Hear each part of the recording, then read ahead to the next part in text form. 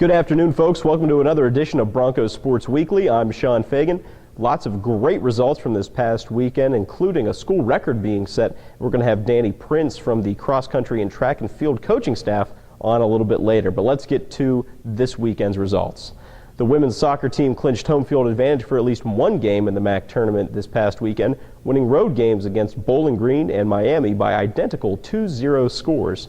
Goalkeeper Michelle Watson made 13 saves, including 9 against the Redhawks on Sunday, and set a program record with her 9th shutout of the season. Watson has not allowed a goal in 4 games.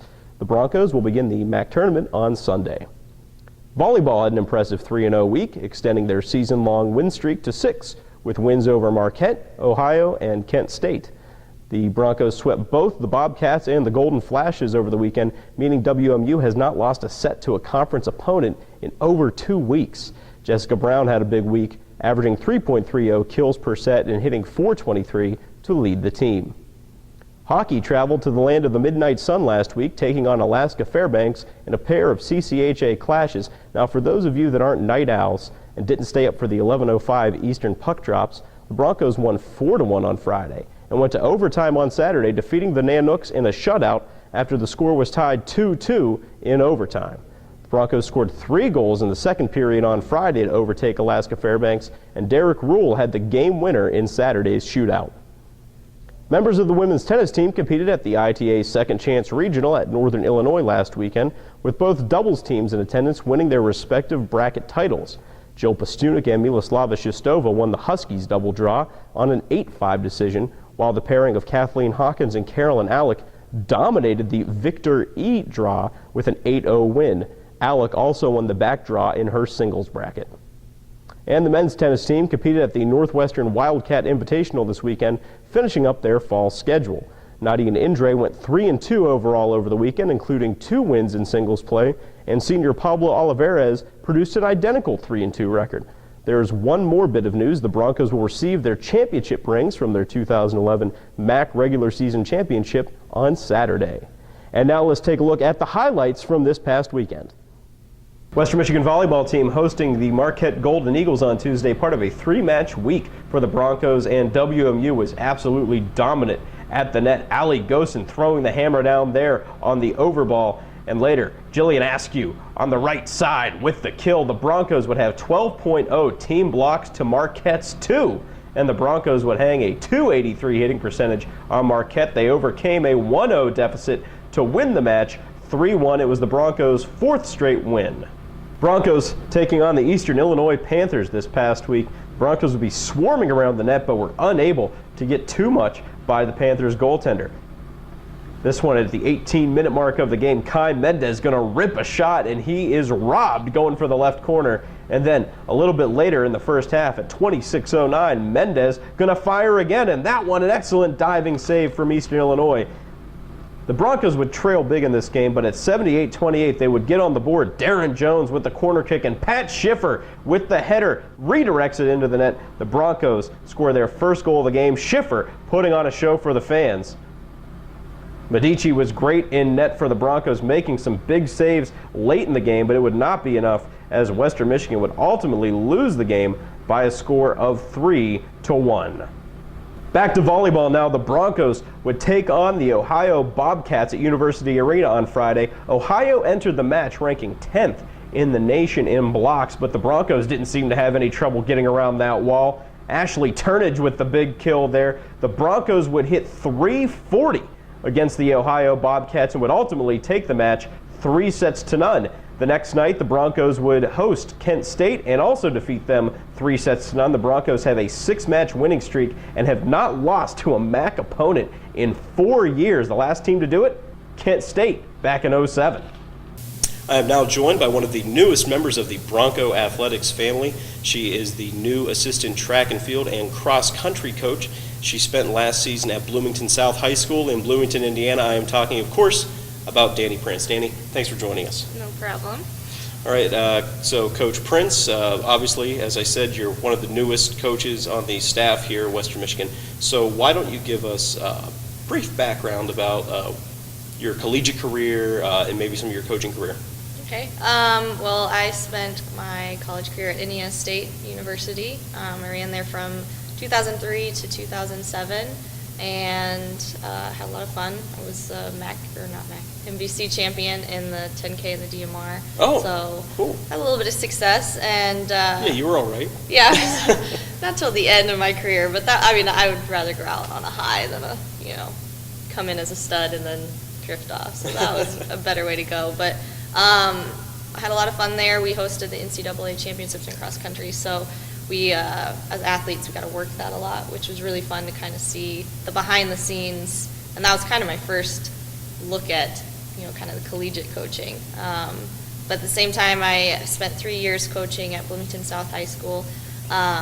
We were pretty successful in the southern part of Indiana, and my last year that I coached, I had the 2010 runner-up at the state meet, which was a lot of fun. It was the closest finish between first and second in history. So that was what? Wow. Yeah, it was a hard-fought second place, but she was her name's Nicole. She runs at Indiana State now, but so I had a lot of fun, and I think adjusting to college it's pretty much the same, just older girls and a little bit longer of a race, but I think my philosophy kind of stays the same. I like to focus a lot on kind of how to execute a race, and we practice a lot of our workouts kind of reflect that, a lot of race simulation things, just to constantly get the girls, thinking in practice the same way they will in a race, so that it's a little more natural. Well, we'll talk about that in a second. I just wanted to ask you very quickly. I've always heard that Indiana State is maybe the most spectator-friendly in terms of hosting a cross-country race, and that's why they host the NCAA Right. championships. What's that setup like, and how cool is that to see a spectator-friendly cross-country It's really race? neat. It's there's a really long, really wide start line, so it's pretty overwhelming when the races go off, especially nationals, because you just have so many people coming out. But the layout, it winds a lot, but the start line's kind of up on a hill. So you can actually look down, and it's very easy for people to kind of go from different points of the race and not work too hard. But cross country has never been a lazy spectator sport. There's always a joke that if you're a spectator for cross country, you're an athlete, because you run around a lot. So I can attest to that personal Yes. experience. We'll talk about it later. So you mentioned setting up practices in sort of a race simulation mode, and with these 6K races, one would think, oh, that's a lot of distance that where a lot of things can change. But you and I were speaking beforehand, and really the race can be decided in as little as half a mile. yeah, it's usually the first part of a race. I think the problem is that there's so many people, and a lot of times courses will narrow pretty early.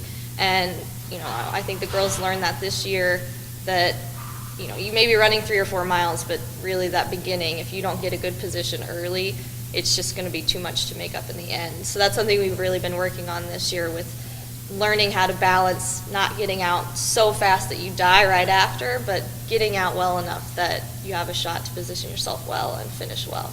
It's a very cerebral sport. You're really stuck in your own head, and you're really not communicating all that much. Yeah. I would imagine. So when you look at it, is it more that you're competing against the course, or are you simply competing against the other athletes? How much does the course play into that competition? I think the course still plays in. I mean, you've got to know if it's a flat course, a hilly course, or like we said, we run some courses that they narrow really early. So that just even ups how much the start is going to play into things. But I think for the most part, you need the course just to know what to expect, so that nothing's a surprise if there's hills or trails and things like that. But really, when you're looking at a race, you kind of just have to learn to pay attention to the people around you, because it's so easy in a race that long to kind of get stuck in no man's land, and it's just way harder to push yourself that way. So we've got the girls learning to work with your teammates if they're there, but if not, make contact with the group and try to hang in there as long as you can. So Let's talk about the MAC championships. They're coming up this weekend, obviously the biggest point of the season, the point that everybody's been working towards. Being hosted by Ball State, and you guys were at Ball State just 2 weekends ago, and you won. Yep. So talk a little bit about how the familiarity with that course and maybe having success on that course already is going to play into the MAC championships. Yeah, well, we definitely wanted to go down there and take a look at the course, and I think winning was a really that was our last meet, so it was a good thing to kind of have in your mind going into that course that we ran it and we ran it well. It was really windy when we were down there last time, but the girls did a really good job of running the course the right way, but being smart with the wind and kind of tucking in behind people. And Amber Brunmeyer actually got the win there, and you know, she's looking to place high at the MAC championships. But I think being able to get down there and see the course and how it's laid out kind of is definitely an advantage for the MAC, because the girls have run it and they know what parts were easy for them and what parts were a little bit harder and where they lost focus. And so we were able to kind of address that and prep for that for the meet next week. All right, well, hey, thank you very much, and good luck this weekend. Thank you. All right, folks, 5 things to watch coming up this weekend. Number 5, the men's soccer team will be getting more miles in as their season winds down, taking on Michigan State on Wednesday and Hartwick all the way out in Oneonta, New York on Saturday. The Broncos have had luck with the big boys in Michigan this year, though. They beat Big Blue earlier this season 2-1. Number 4, football looking to get back to their winning ways on Saturday when they host Ball State at Waldo Stadium, kickoff scheduled for 2 p.m. It's Hall of Fame Day in Kalamazoo, with the newest members of the WMU Athletics Hall of Fame being honored at halftime. Sure to be a really special occasion. We hope to see you out there. Number 3, hockey is back in town, and the Broncos will look to keep up their hot start to the season with a pair of games against Northern Michigan at Lawson Arena. We have 7:05 puck drops on Friday and Saturday evenings. WMU is undefeated in 6 games so far this season, 3-0-3. Number 2, women's soccer heads out on the road for their regular season finale, taking on Northern Illinois in DeKalb on Friday. After that, it's MAC tournament time, with the Broncos having clinched at least one home game in the MAC tournament already. Broncos currently ranked 3rd in the MAC West with a 7-3 conference record. Tack on one more team with road conference tests this weekend, as the volleyball team will face Eastern and Central Michigan on the road. The Broncos, winners of 6 straight, looking to make it 10-2 in the MAC. And number 1, cross country reaches the culmination of their season on Saturday when they compete at the MAC championships hosted this year at Ball State. Of course, the Broncos are big fans of the greater Muncie area. They won the 2011 Cardinal Invitational just 2 weekends ago. Amber Brunmeyer won the individual title for the Broncos, so hopefully they'll find some similar success. It is the same course that they won on 2 weeks ago. And that's going to do it for this week on Bronco Sports Weekly. I thank you for joining me, Sean Fagan, and hopefully we'll see you again next week. Same Bronco time, same Bronco place.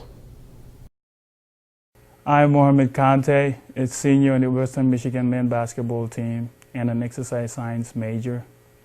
My teammate helped me to embrace who I am, to just accept me for not judging me for me being from a different cultural background and just coming in. Then they make me feel like I am home, they welcome me, and that helped me a lot. I am a Bronco, and I am the power of gold.